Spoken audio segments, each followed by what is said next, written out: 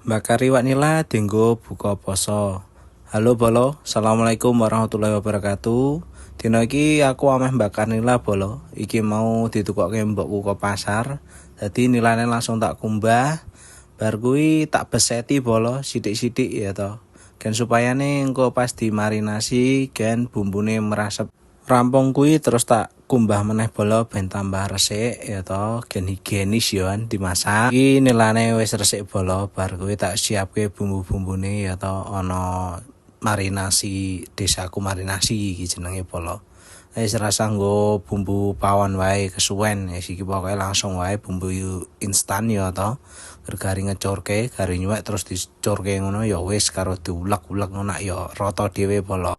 Aja lali karo diudak bolo, engko gen bumbune ya rata, gen mrasuk ya tekan jero-jero daginge. Iki tak udak tenanan ya to bolo. Gen apa? Gen mrasuk tenan ya to, gen rata tenan. Masalahe nek ra rata engko ndak asine ger pinggiran tok utawa nang tengah tok ngono kuwi bolo.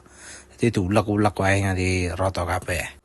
Dadi pengenku ki iki iwake tak goreng sik bolo setengah mateng ya to. Sambil nunggu ngresep sing mengku marinasi iki aku nggawe bumbu-bumbune dienggo nggawe bumbu bakaran bolo. Iki ana brambang bawang, terus lombok gede, terus tak kei lengkuas karo jahe, karo tumbar bubuk yoan iki tak ulek bolo.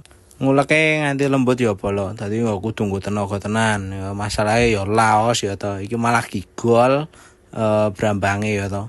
Ya wis baneman ya tak jikokne, tapi engko tak kumbah sik bolo ya to. Ndak mau badir, tur ya gen higienis nek dikumbah neh. Ngono nek darani cerobo ya to bolo.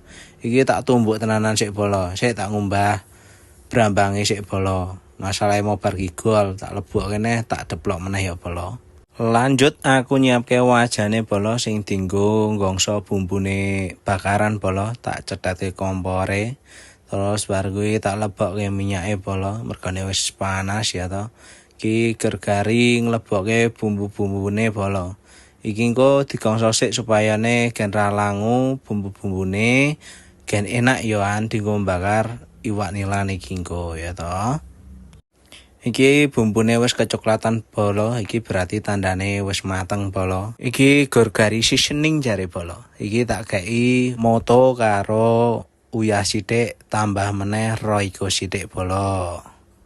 Iki gergari nyampur bumbu-bumbu meneh, gergari nambahi kecap, bar kuwi tak tambahi margarin, bar kuwi tak tambahi meneh saos bolo. Wis bar kuwi gare dioblek-oblek nganti rata bolo.